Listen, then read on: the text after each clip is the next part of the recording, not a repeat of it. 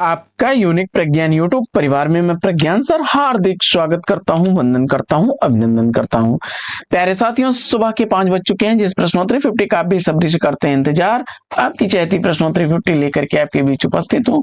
जैसा कि आप जानते हैं, प्रश्नोत्तरी 50 का मुख्य उद्देश्य आपके अध्ययन का आपको रिविजन कराना। वन लाइनर शैली में 50 महत्वपूर्ण प्रश्नों को प्रतिदिन सुबह सुबह आप करते हैं रिवाइज। इस रिवीजन श्रृंखला से जुड़ने के लिए वीडियो को फटाफट लाइक और शेयर, चैनल पर पहली बार होंगे तो चैनल को सब्सक्राइब करके बगल में बने हुए बेल आइकन से ऑल बटन को प्रेस करना बिल्कुल ना भूलें। तो साथियों, प्रश्नोत्तरी 50 प्रारंभ करें उससे पूर्व देखते हैं आज का प्यारा सा सकारात्मक विचार। आज का सकारात्मक विचार साथियों आपके लिए यह है, आपके चयन के लिए आवश्यक है कि आप किसका चयन करते हैं। आपका चयन आपके चयन पर आधारित है। सोच रहे होंगे कि बार बार चयन शब्द क्यों आ रहा है, तो यहां पर आपको ध्यान रखना होगा कि आप अगर अच्छी किताबें, अच्छी संगत और सकारात्मक आत्मविश्वास आपके पास है तो आपके चयन को कोई नहीं रोक सकता। साथियों, जिस तरह से आप अपनी यात्रा के दौरान सड़क को नहीं ठीक करते हैं, अगर सड़क आपको खराब मिलती है तो आप सड़क को नहीं ठीक करते हैं, बल्कि बचाव करते हुए आप यात्रा पूरी करते हैं। कुछ ऐसा ही आपको चयन के लिए भी करना होगा। आपके आसपास जो भी नकारात्मक विचारधाराएं हैं या जो भी डीमोटिवेट करने वाले लोग हैं, उनसे बच करके रहिए और अपने कर्तव्य पर नियमित डटे रहिए। निश्चित सफलता मिलेगी। इसी सकारात्मक विचार के साथ देखते हैं प्रश्नोत्तरी 50 का पहला प्रश्न। चंद्रलोक की यात्रा कहानी के कहानीकार। चंद्रलोक की यात्रा कहानी लिखी गई है केशव प्रसाद सिंह द्वारा 1900 ईस्वी की प्रकाशित कहानी। बढ़ते हैं दूसरे प्रश्न की तरफ, और दूसरा प्रश्न है कि द्विवेदी युग का वह कौन सा कवि है जिसने सारी रचनाएं ब्रज भाषा में की हैं। द्विवेदी युग का वह कौन सा कवि है जिसने सारी रचनाएं ब्रज भाषा में की हैं, तो जवाब हो जाएगा जगन्नाथ दास रत्नाकर। प्रश्न संख्या 3, तीसरा प्रश्न है कि अमीर खुसरो को महाकवि या कवियों के राजकुमार की संज्ञा किसने दी है। अमीर खुसरो को महाकवि या कवियों की राजकुमार की संज्ञा किसने दी है, जवाब हो जाएगा डॉक्टर ईश्वरी प्रसाद। प्रश्न संख्या 4 है कि निराला दार्शनिक कवि है या कथन किसका है। निराला दार्शनिक कवि है या कथन किसका है, जवाब हो जाएगा डॉक्टर रामविलास शर्मा। प्रश्न संख्या 5, काठमांडू की पहली संस्कृति के लेखक कौन है। काठमांडू की पहली संस्कृति शिवमंगल सिंह सुमन की है। मेरीगंज गांव का वर्णन रेणु के किस उपन्यास में हुआ है। मेरीगंज गांव का वर्णन में जो है फणीश्वर नाथ रेणु द्वारा मैला आंचल में हुआ है 1954 ईस्वी का समय। संवेदनशील इंद्रिय बोध का कवि किसे कहा जाता है। संवेदनशील इंद्रिय बोध का कवि कहा जाता है सुमित्रानंदन पंत को। प्रश्न संख्या 8 है कि विनायक उपन्यास के उपन्यासकार कौन है। विनायक उपन्यास का उपन्यासकार रमेश चंद्र शाह हैं, 2014 ईस्वी का प्रकाशन। प्रश्न संख्या 9 है कि साहित्य सुधानिधि काव्य शास्त्री ग्रंथ के रचनाकार कौन है। साहित्य सुधानिधि काव्य शास्त्री ग्रंथ जगत सिंह का लिखा गया 1801 ईस्वी का ग्रंथ। प्रश्न संख्या 10 है कि झोपड़ी से राजभवन तक आत्मकथा का प्रकाशन हुआ। झोपड़ी से राजभवन तक माता प्रसाद द्वारा लिखी गई 2002 ईस्वी में। प्रश्न संख्या 11 है कि रामकुमार वर्मा ने अपभ्रंश भाषा का प्रथम कवि किसे माना है।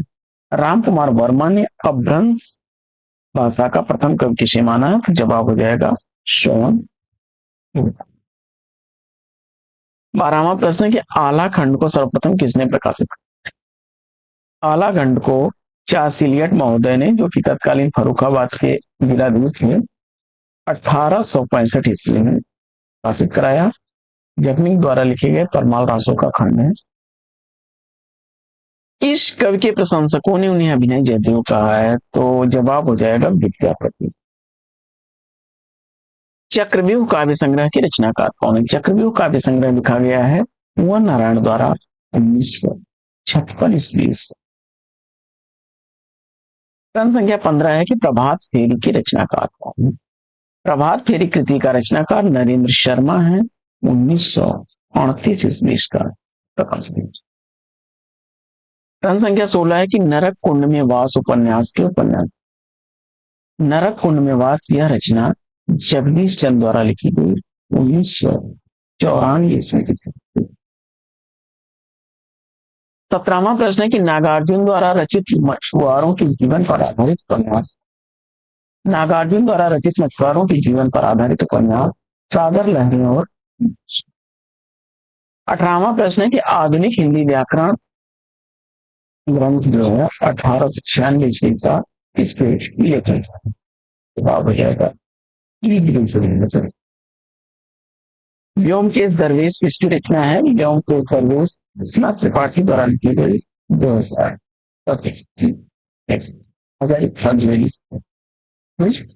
काव्यालंकार सूत्रकृति की रचना है। तो फर्स्ट टाइम सतीश आचार्य वामन। खरगोश के सिंह हास्यव्यंग के लेखक कौन है? खरगोश के सिंह हास्यव्यंग प्रभाकर माचुए द्वारा लिखा गया। 22वां प्रश्न है कि हिंदी साहित्य का ओझल नारी इतिहास ग्रंथ के लेखक कौन है? हिंदी साहित्य का ओझल नारी इतिहास। जवाब हो जाएगा नीलजा माधव द्वारा लिखा गया 2000। तीसरा प्रश्न है कि कहानी का प्लॉट महिला मात्र किसकी रचना है? कहानी का प्लॉट और महिला मात्र शिवपूजन सहाय की रचना 1922 ईस्वी। कहानी का प्लॉट का प्रकाशन वर्ष वही महिला महत्व 1928 ईस्वी की प्रकाशित। 24वां प्रश्न है कि शिवपूजन सहाय को हिंदी भूषण नाम किसने दिया है? शिवपूजन सहाय को हिंदी भूषण नाम निराला ने दिया है। अगला प्रश्न है कि धर्म नैतिकता और विज्ञान के लेखक कौन है? धर्म नैतिकता और विज्ञान रामधारी सिंह दिनकर की रचना है। छायावादी कवि सुमिंद्रानंदन पंत किस दर्शन से प्रभावित थे? छायावादी कवि सुमिंद्रानंदन पंत अरविंद दर्शन से प्रभावित थे। 27वां प्रश्न है कि हिंदी में कविता का प्रवर्तक किसे माना जाता है? हिंदी में कविता का प्रवर्तक जगदीश चतुर्वेदी को माना जाता है। प्रश्न संख्या 28 है कि रविंद्र कविता कानन के लेखक कौन है? रविंद्र कविता कानन निराला की रचना है। कला का जोखिम किसकी रचना है? कला का जोखिम निर्मल वर्मा द्वारा लिखी गई 1981 ईस्वी की प्रकाशित रचना है। प्रश्न संख्या 30 है कि शेष स्मृतियां निबंध संग्रह के लेखक कौन है? शेष स्मृतियां निबंध संग्रह रघुवीर सिंह द्वारा लिखा गया 1939 ईस्वी का प्रकाशित। 31वां प्रश्न है कि मध्यकालीन धर्म साधना किसका निबंध है? तो मध्यकालीन धर्म साधना आचार्य हजारी प्रसाद द्विवेदी का। भक्ति काल को लोक जागरण काल नाम किसने दिया है? तो भक्ति काल को लोक जागरण नाम से रामविलास शर्मा ने पुकारा है। चिंतामणि भाग 3 का संपादन किसने किया था? तो जवाब जाएगा नामोद। प्रश्न संख्या 34 है कि डॉक्टर गणपत चंद्र ने उत्कर्ष काल का समय कितना माना है? गणपत चंद्र के अनुसार उत्कर्ष काल का समय सन 1350 से 1500 है। काव्यालंकार सार संग्रह की रचनाकार कौन है? काव्यालंकार सार संग्रह उद्भट की रचना अष्टम सती। गालिब अमृत काव्य कृति के रचनाकार कौन है? तो गालिब अमृत यह काव्य रचना अमृतलाल चतुर्वेदी। छायालोक नवगीत संकलन किसकी रचना है? छायालोक नवगीत संकलन पुरानी जूतियों का कोरस किसकी रचना है? तो जवाब हो जाएगा नागार्जुन।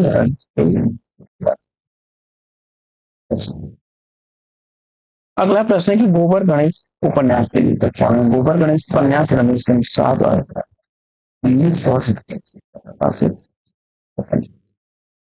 प्रश्न संख्या 40 है कि युग धारा का प्रकाशक कौन है?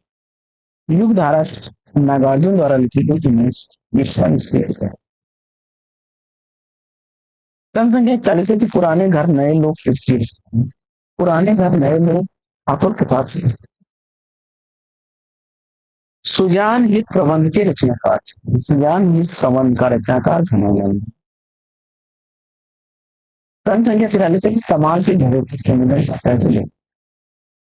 कमाल की झरोखी से निबंध संग्रह विद्यानिवास मिश्र द्वारा 1981 ईस्वी का प्रकाशन। अगला प्रश्न है कि अपनी अपनी बीमारी का प्रकाशन वर्ष क्या है? तो अपनी अपनी बीमारी हरिशंकर परसाई की रचना है 1972 ईस्वी। हिंदी साहित्य विमर्श साहित्य इतिहास ग्रंथ के लेखक कौन है? तो हिंदी साहित्य विमर्श साहित्य इतिहास ग्रंथ पद्मलाल पुन्नालाल भट्टी जी द्वारा लिखा गया 1901 ग्रंथ। अगला प्रश्न है कि अंधेरे में कविता को आरक्षित जीवन की कविता किसने कहा? अंधेरे में कविता को आरक्षित जीवन की कविता रामविलास वर्मा ने कहा। भक्ति आंदोलन को लोक जागरण की संज्ञा किसने दी है? तो भक्ति आंदोलन को लोक जागरण कहने वाले आचार्य हजारी प्रसाद द्विवेदी। हिंदी साहित्य की कहानी के लेखक कौन है? तो हिंदी साहित्य की कहानी प्रभाकर माचवी द्वारा लिखी गई 1957 ईस्वी में प्रकाशित कहानी। उसने कहा था कहानी के लेखक कौन है? उसने कहा था कहानी चंद्र शर्मा गुलेरी की कहानी है 1915 ईस्वी का प्रकाशन। हिंदी काव्यधारा के रचनाकार कौन है? हिंदी काव्यधारा रचना राहुल सांकृत्यायन की। साथियों, प्रश्नोत्तरी 50 कैसे लिखते हैं? प्रश्नोत्तरी 50 में लेते हैं पर विराम। फिर मिलेंगे आपसे अगले वीडियो में एक नए प्रश्न, एक नए टॉपिक, एक नए अंदाज में। तब तक के लिए लेते हैं आपसे विदा। आपका जीवन मंगलमय हो। बेस्ट विशेष।